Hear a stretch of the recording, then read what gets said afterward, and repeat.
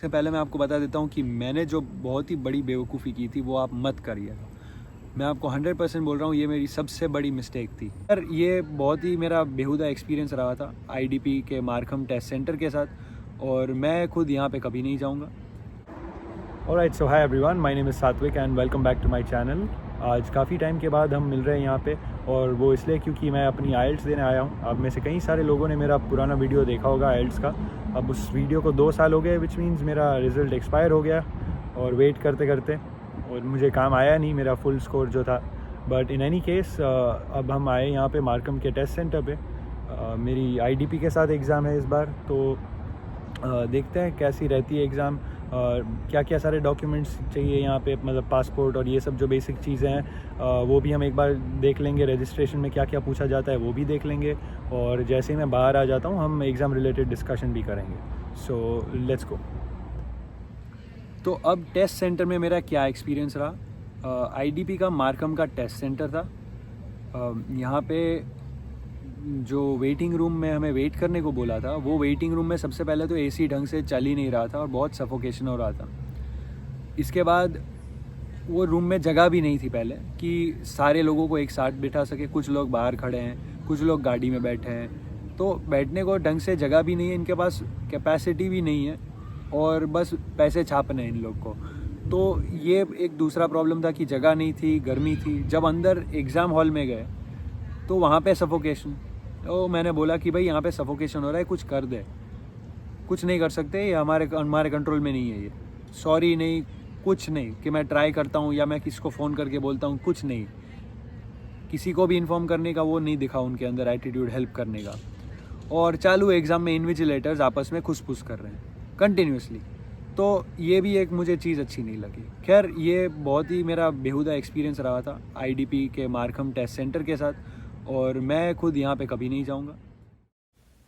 हाँ, तो एक और प्रॉब्लम जो यहाँ टेस्ट सेंटर में आया था वो ये था कि हमारे में से एक टेस्ट टेकर थे, उन्होंने अपना इक्विपमेंट चेक किया बैठते वक्त सीधा, और चेक करके उनको बताया कि भाई जो मेरा कीबोर्ड है उसका जो स्टैंड है वो टूटा हुआ है, और ये स्टैंड ऊपर नहीं हो रहा है, मतलब जो कीबोर्ड है वो टेबल पे फ्लैट गिरा हुआ है। तो इसका जवाब जो होना चाहिए बिल्कुल उससे उल्टा आया। वो इन्विजिलेटर बोलता है कि भाई अब तो एग्ज़ाम शुरू होने वाली है, तो अब हम कुछ नहीं कर सकते। तो ना सॉरी निकलता है मुंह से, ना ही कोई टाइप का इनको कोई रिग्रेट फील होता है। सीधा इतना बोला कि भाई अब कुछ नहीं हो सकता। तो इसने बोला कि भाई मुझे टाइप करना कन्वीनियंट नहीं है। तो वो बोलते हैं कि भाई एक काम करो, मैं कुछ बोलता हूँ, और ऐसे करके वो निकल गया। उसको भी मालूम था वो आने वाला नहीं है, और हमें भी पता है कि हम चालू एग्ज़ाम में इसको ये लिसनिंग एक बार चालू हो गया तो कोई कीबोर्ड के लिए उनके साथ बातें नहीं करेगा। तो उन्होंने कीबोर्ड भी रिप्लेस नहीं करके दिया, और वो कैंडिडेट थे उनको पूरा एग्ज़ाम वही कीबोर्ड से निकालना पड़ा। तो सबसे पहली जो मेरी एग्ज़ाम थी वो स्पीकिंग की एग्ज़ाम थी। मेरी टर्न बहुत जल्दी आ गई थी क्योंकि कुछ टेस्ट टेकर्स थे बीच में, वो नहीं आए थे, या फिर उन्होंने कैंसिल कर दिया था, या फिर लेट हो गए थे, या जो भी है। तो बहुत जल्दी मेरा टर्न आ गया था, तो मैं बैठा था बाहर, और वो आए, मुझे ले गए अंदर कि भाई पासपोर्ट दीजिए आपका, जो बेसिक सारी बातें होती हैं। इस पॉइंट पे मैं आपको ये एडवाइस करूँगा कि एग्ज़ामिनर के साथ ज़्यादा अच्छा दिखने की या ऐसा चापलूसी करने की ट्राई मत करना, क्योंकि ये ख़राब इंप्रेशन पड़ सकती है। क्योंकि आप चाहे कुछ भी ट्राई करोगे, लेकिन इसके पॉइंट्स काउंट नहीं होते हैं। और ये चीज़ मैं नहीं बोल रहा हूँ, ये जो आइल्स के एक्सपर्ट्स होते हैं वो आपको यही बात बोलेंगे कि जब आप एक मेमोराइज्ड आंसर उनको सुना देते हो, या एक इम्प्रेशन बनाने की ट्राई करते हो, तो फिर वो उस तरीके के आपको क्वेश्चन पूछेंगे चेक करने के लिए क्या वाकई में इसको ऐसे वर्ड्स आते हैं कि ये बस याद करके आया है।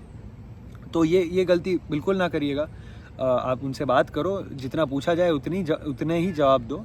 उससे ज़्यादा होने की ट्राई करोगे या कोई चापलूसी या ऐसा कुछ ओवर स्मार्टनेस दिखाने जाओगे तो वो आपका नुकसान हो सकता है। और इसलिए मैं आपको ये सजेस्ट करूँगा कि जब तक आपको पहला क्वेश्चन पूछा ना जाए, ज़्यादा बोलना नहीं है। अब आपको पहला क्वेश्चन पूछा जाएगा, और मुझे कौन सा पूछा गया था मैं आपको ये बता देता हूँ। उन्होंने पूछा था कि मैं वर्क करता हूँ या स्टडी करता हूँ। फिर वर्क बोला तो वर्क के रिलेटेड क्वेश्चंस पूछे कि भाई आप जिस जगह पे काम करते हो वो क्या काम करते हो, वो कैसा है जगह, वो जिस प्लेस पे आप वर्क करते हो। फिर उसके बाद उन्होंने पूछा कि क्या आप न्यूज़पेपर्स या न्यूज़ पढ़ते हो। और उसके बाद ऐसे करके उन्होंने टॉपिक्स एक के बाद एक चेंज करते गए। कितना न्यूज़ पढ़ते हो, कौन से टॉपिक्स के बारे में पढ़ते हो, फिर आप कुछ टॉपिक बोलोगे तो उससे रिलेटेड। तो ऐसे ऐसे करके मुझे ऐसे छोटे छोटे क्वेश्चंस जो हैं वो पार्ट 1 में पूछे गए। फिर मेरा पार्ट 2 का जो क्वेश्चन था वो मुझे थोड़ा सा सरप्राइजिंग लगा, मतलब इन द सेंस कि क्वेश्चन था ही बहुत सिंपल, वैसे सिंपल ही क्वेश्चन होते हैं, लेकिन प्रॉब्लम ये आ जाता है ना कि भाई वो टाइम पे आपको 2 मिनट बोलने लायक कुछ आइडिया भी तो आना चाहिए। तो मुझे पूछा गया कि ऐसा कौन सा हिस्टोरिकल बिल्डिंग है जो मैंने देखा और ऐसा बिल्डिंग मुझे क्यों पसंद आया, मुझे उसके बारे में क्यों जानना है और ज़्यादा जितना मैंने देखा उससे भी। तो ऐसे क्वेश्चंस थे जिसका मैंने 2 मिनट में आंसर उनको दिया। मुझे लगता था कि ये जो पार्ट है उसमें मुझे और मैं बेहतर कर सकता था। पार्ट 1 में मेरी ये मिस्टेक हुई कि उसने जब पूछा कि जिस प्लेस पे आप वर्क कर रहे हो, the place where you work, ये आपको पसंद है या नहीं। अब कन्फ्यूजन ये हो गया कि उसने वर्क प्लेस नहीं बोला, प्लेस वेर यू वर्क बोला। तो प्लेस से मुझे ऐसा लगा कि वो शहर के जिस पार्ट के बारे में बात कर रहा है, वो बोलते हैं ना, कन्फ्यूजन हो गया। तो अभी मैं क्या करूं। तो ये एक मुझे अपनी गलती फील हुई थी कि पार्ट 1 में मैं ये गलती कर दिया था मैंने, कि उन्होंने पूछा वर्क प्लेस नहीं बोले, वर्क प्लेस बोले रहते ना तो मेरे दिमाग में ऐसा आ जाता कि ये मुझे कंपनी और मेरी जॉब और इन सब के बारे में पूछ रहे हैं। लेकिन the place where you work, do you like the place where you work, ऐसा पूछा था। तो मुझे लगा वो शहर के इलाके के बारे में बोल रहे हैं, तो मैं उसकी बातें करने लगा। और फिर मैंने उनको ये बोला था कि भाई वहाँ जाते जाते ट्रैफिक बहुत होता है, कम्यूट में टाइम पास बहुत हो जाता है। तो ऐसी सब बातें हुई थी। ये मेरी मिस्टेक पार्ट 1 में हुई थी। पार्ट 2 में मेरी मिस्टेक यही हुई थी कि थोड़ा मैं ऑफ टॉपिक बीच में चला गया था। उसका भी वैसे कोई प्रॉब्लम नहीं है, लेकिन मुझे लगा कि मैं थोड़ा और बेहतर इसको कर सकता था अगर मैं थोड़ा सा प्रिपेयर्ड होता या मैंने इस बारे में थोड़ा सोचा भी होता कि ये बिल्डिंग के बारे में। अब बिल्डिंग के बारे में मैं क्या ही बोलूँ। तो उसमें भी मुझे थोड़ा परफॉर्मेंस मेरा अच्छा नहीं लगा। और जो थर्ड सेक्शन था, थर्ड सेक्शन में इसके फॉलोअप क्वेश्चंस पूछे थे, लेकिन मेरे से प्रॉब्लम ये हो गया था कि मैंने बोलने में मिस्टेक्स कर दी थी। बीच बीच में मैं फ्लुएंसी मेरी टूट गई।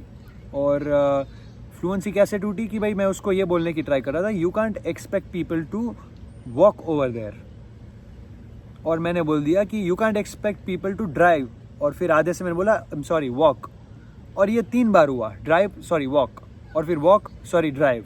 तो पता नहीं उसको इम्प्रेशन में मतलब ऐसा ही लगा होगा कि यार ये फ्लुएंसी में मैं ये मार खा गया। लेकिन मेरा प्रॉब्लम फ्लुएंसी का नहीं था, मेरा प्रॉब्लम उस टाइम पे मेरी थॉट पैटर्न का था। मैं उस टाइम पे मेरे थॉट्स जो है वो मेरी बोलने की स्पीड से ज़्यादा हो रहे थे, इसलिए मैं ये सब फंबल कर रहा था। तो इसकी वजह से मेरी फ्लुएंसी बिगड़ गई। अब चाहे जिस भी वजह से गई हो, लेकिन फ्लुएंसी तो गई। तो ये मेरी गलती हो गई थी पार्ट 3 में, जिसकी वजह से ओवरऑल मुझे स्पीकिंग की एग्ज़ाम में इतना मज़ा नहीं आया। मॉड्यूल स्पेसिफिक क्या क्या है बातें वो मैं करूँगा आपके साथ, लेकिन उससे पहले मैं आपको बता देता हूँ कि मैंने जो बहुत ही बड़ी बेवकूफ़ी की थी वो आप मत करिएगा। मैं आपको 100% बोल रहा हूँ, ये मेरी सबसे बड़ी मिस्टेक थी। मॉड्यूल स्पेसिफिक क्या क्या है बातें वो मैं करूँगा आपके साथ, लेकिन उससे पहले मैं आपको बता देता हूँ कि मैंने जो बहुत ही बड़ी बेवकूफ़ी की थी वो आप मत करिएगा। मैं आपको 100% बोल रहा हूँ, ये मेरी सबसे बड़ी मिस्टेक थी। अब ये चाहे तीनों एग्ज़ाम में डिफ़िकल्ट हो या कुछ भी हो, लिसनिंग और मेरे रीडिंग बहुत ही डिफ़िकल्ट लगे थे मुझे। लेकिन खैर मैं आपको ये बता रहा हूँ कि मैंने 2 गलतियाँ की थी। पहली बात कि सैटरडे को मेरी एग्ज़ाम थी और सैटरडे को मेरा फास्ट होता है, और मैंने ये सोचा कि भाई एग्ज़ाम आज है कल नहीं है, लेकिन फास्ट नहीं टूटना चाहिए। अब श्रावण महीना है तो वो फास्ट को ऐसा तोड़ देने में भी मन नहीं करता। तो मैंने सोचा चलो यार फास्ट तो फास्ट। अब मैं भूखे पेट एग्ज़ाम देने चला गया। दोपहर की एग्ज़ाम थी 2 बजे के आसपास। तो ये तो आप बिल्कुल करना ही मत। ऐसा है ना, तो सैटरडे का दिन मत लो, या जो भी आपका फ्राइडे है या जो भी मंडे है, आप अगर उस दिन उपवास कर रहे हो, भूखे पेट जा रहे हो, मत जाओ। उससे अच्छा कोई और डेट ले लो। तो ये मैंने पहली गलती। दूसरी गलती ये की कि इतने टाइम मैंने राइटिंग के बारे में कुछ नहीं किया, और एक रात पहले मैंने सोचा कि यार राइटिंग देख तो लूँ मैं, और वो एक ही रात पहले मैं 12-1 बजे मैं देखने बैठा। तो प्रॉब्लम ये है कि भाई ये इस तरीके का जो सोने का कॉम्प्रोमाइज़, खाने का कॉम्प्रोमाइज़, ये आप करना ही मत। आपको लग रहा होगा कि ये आइल्स की कोई एडवाइस नहीं है, लेकिन ये है। और सिर्फ आइल्स की नहीं, आपकी कोई भी एग्ज़ाम हो, ये दोनों गलती आप करना ही मत। और बाकी मेरी चाहे फ्लुएंसी गई हो या ना गई हो, इससे बड़ी गलती कोई मैंने नहीं की एग्ज़ाम में कि मैं भूखे पेट गया और मैं लेट सोया और मतलब कम नींद पे गया हूँ मैं। तो अब इसकी असर क्या क्या आगे आती है वो हम देख लेते हैं। लिसनिंग में इसकी ऑब्वियसली असर आएगी, क्योंकि इतना फास्ट में मुझे इतना डिफ़िकल्ट लगा था ये लिसनिंग, पता ही नहीं चला कि ये आंसर के बाद सीधा दूसरा आंसर बोल दिया। और विद गॉड्स ग्रेस उस टाइम पे मतलब मैंने आंख बंद करके 1 सेकंड के लिए फोकस किया, फिर मुझे लग गया कि अच्छा ठीक है ये आंसर बोला था, और वो आंसर मैंने लिख दिया। और ये कोई अच्छी बात नहीं है, क्योंकि ऐसी सिचुएशन में क्या होगा कि आपका ध्यान अब वो पुराने क्वेश्चन में है, आप अभी आगे बढ़ गए हो एग्ज़ाम में, लेकिन अब आपका ध्यान उसी में है। और नॉट ओनली दैट भाई, जब लिसनिंग ख़त्म हो जाएगा ना, उसके आगे के मॉड्यूल शुरू होते वक्त जब आपके पास बीच में खाली टाइम होगा, तब आपको लगेगा अरे यार वो मेरे 1-2 आंसर थे, वो सही होंगे नहीं होंगे। अब फिर आपको उसी का टेंशन। अब ये तो कैसी बात हो जाएगी कि जब ये अर्जुन था ना, उसने जब प्रतिज्ञा ली थी कि जयद्रथ को मैं कल सनसेट से पहले मैं मार दूंगा। अभी वो सनसेट तो सनसेट के टाइम पे होगा, लेकिन सुबह से शुरू होते ही वॉर, वो शाम तक सनसेट तक उसका ध्यान सन पे ज़्यादा था और जयद्रथ पे कम था। जब भी कुछ होता है उसका ध्यान उसी पे होता है कि अरे यार सनसेट ना हो जाए कहीं। तो ये ना ऐसी ये गलती जो मैंने की थी वो मत करना भाई। आप सनसेट को छोड़ो साइड में, आप अपने परफॉर्मेंस पे फोकस करो। अब मेरी गलती ये थी कि मैं ऐसी सिचुएशन में पहले तो गया बिना खाए और कम नींद पे। ऊपर से मेरा दिमाग इस बात पे था कि यार अब ये 1-2 क्वेश्चन जो मेरे गए उसकी वजह से मेरे लिसनिंग में 9 बैंड से कम आ गए, तो मैं क्या करूँगा। क्योंकि लिसनिंग और रीडिंग काफ़ी ट्रिकी है। रीडिंग तो इतना डिफ़िकल्ट है कि अगर उसमें 1 पॉइंट भी कम हो गया तो आपके 9 बैंड से कम हो जाएंगे। तो अब पिछली बार का स्कोर जो था मेरा, वो मेंटेन करना ज़रूरी था मेरे लिए, क्योंकि आज जो तुम्हारे CRS पॉइंट्स है वो तभी है अगर पुराना स्कोर है। अभी पुराना स्कोर मेंटेन नहीं हुआ और आपका CL भी कम हो गया, तो ऑब्वियस सी बात है आपके CRS पॉइंट्स कम हो जाएंगे। तो अभी ऐसे ही सनसेट पे नज़र थी मेरी, तो क्या हो जाता है फिर, परफॉर्मेंस तो आपका बिगड़ेगा ना।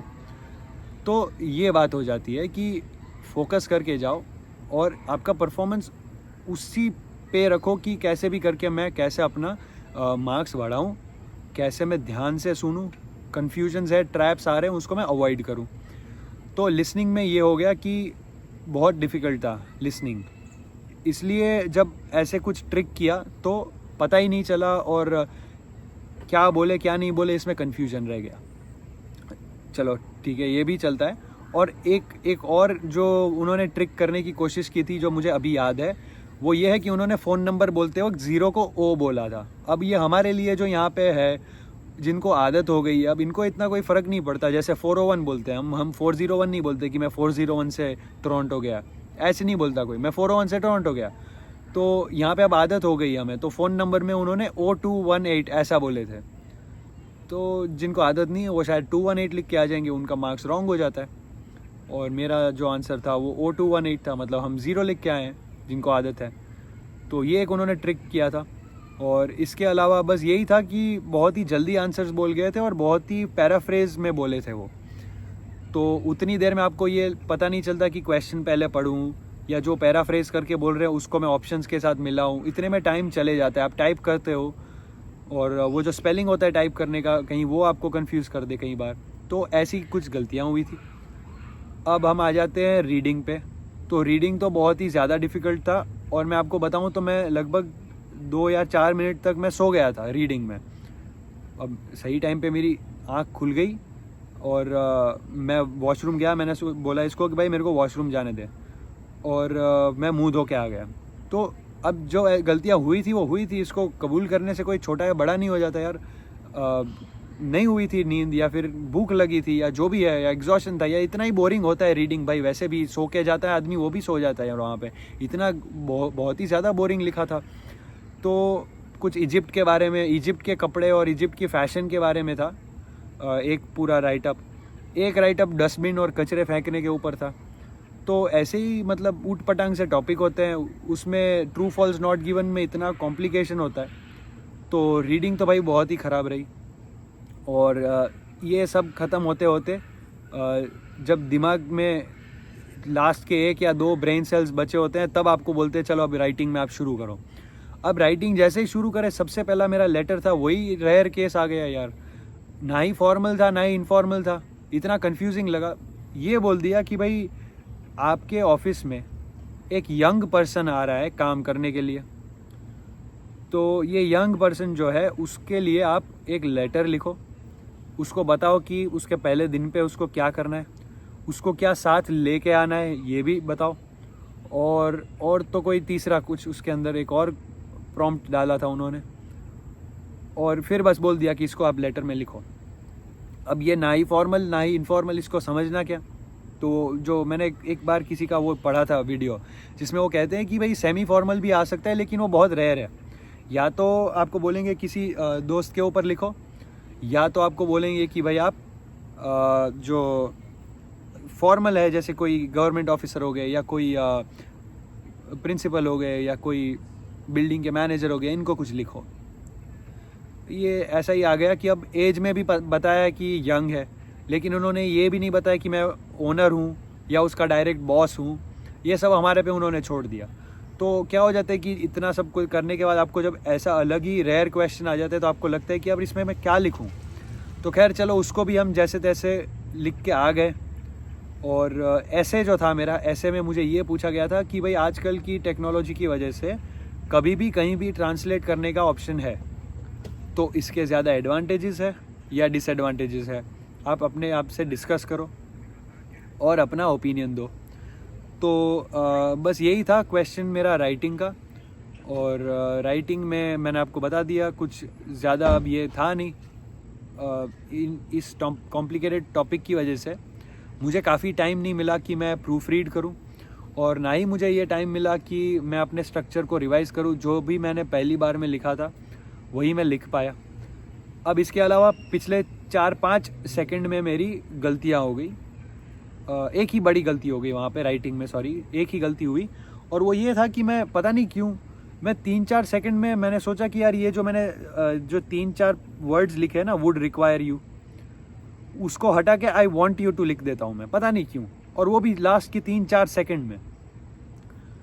तो मैंने वो वर्ड सिलेक्ट किया, वुड रिक्वायर यू, और मैंने वांट लिखने की शुरुआत की। मैंने W लिखा, और जैसे ही मैंने W लिखा 0 सेकंड्स हो गया और पेपर सबमिट हो गया। तो अब ना ही रिक्वायर रहा और ना ही वांट रहा, कुछ नहीं, बस W चला गया ऐसे ही।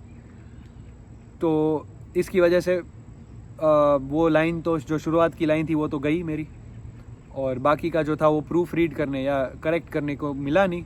जो पहली बार में लिखा था वैसे ही वो गया। तो इसका भी आप चाहे तो ब्लेम इसी पे डाल दो कि मैं बिना खाए या बिना सोए आया था, मेरी ही गलती थी। तो या जो भी आप बताना चाहो, इस सिचुएशन में ब्लेम मैं किसको और करूं इफ़ नॉट माई सेल्फ। तो पेपर हालांकि डिफ़िकल्ट था, लेकिन अगर मैं खाया पिया होता और ढंग से सोया होता तो शायद परफॉर्मेंस इससे बेहतर होता। और स्पीकिंग में भी जो मैंने फंबलिंग किया लास्ट में, या शायद वो ना हो, मुझे नहीं पता। There is no way for me to say कि होगा या नहीं होगा, या होता या नहीं होता, लेकिन मैं इतना तो समझ ही सकता हूँ कि कुछ तो बेहतर किया होता। तो यही मेरा एक्सपीरियंस था। कुछ ज़्यादा अच्छा रहा नहीं मेरा इस बार का परफॉर्मेंस। और एक बात आपको याद रहे कि आपके जो आइल्स के बैंड्स हैं, they are directly proportional to your CRS score. तो अनलेस आपके पास कोई PNP है या आपके पास कोई और OINP है या ऐसा कुछ है, आपके लिए आइल्स या आपकी जो एग्ज़ाम है वो बहुत ज़रूरी है। तो अच्छे से करो, फोकस करके जाओ। ऐसी डेट लो कि आप आगे पीछे कोई स्ट्रेस में ना हो कि भाई ओ मुझे ये ख़त्म करके सीधा शिफ्ट में जाना है, या मैं सुबह ओवरनाइट शिफ्ट ख़त्म करके सीधा आइल्स देने जा रहा हूँ। ये करना है तो कर सकते हो, लेकिन मैंने आपको दिखा दिया है कि क्यों ये करने से आपकी गलती हो सकती है, जैसे मेरी हुई थी। तो ये जो मैं आपको ये जो बात कर रहा हूँ वो अपने ही एक्सपीरियंस से कर रहा हूँ, और कोई मुझे ऐसे ही ज्ञान देने का शौक़ नहीं है। लेकिन अब मेरे साथ जो गलती हुई वो आपसे ना हो, ऐसी मैं उम्मीद करूँगा। और आई होप कि आपको ये वीडियो में से कुछ ना कुछ सीखने मिला हो। और अगर आपको वीडियो पसंद आता है तो ज़रूर लाइक, शेयर और सब्सक्राइब करिएगा। Thank you so much.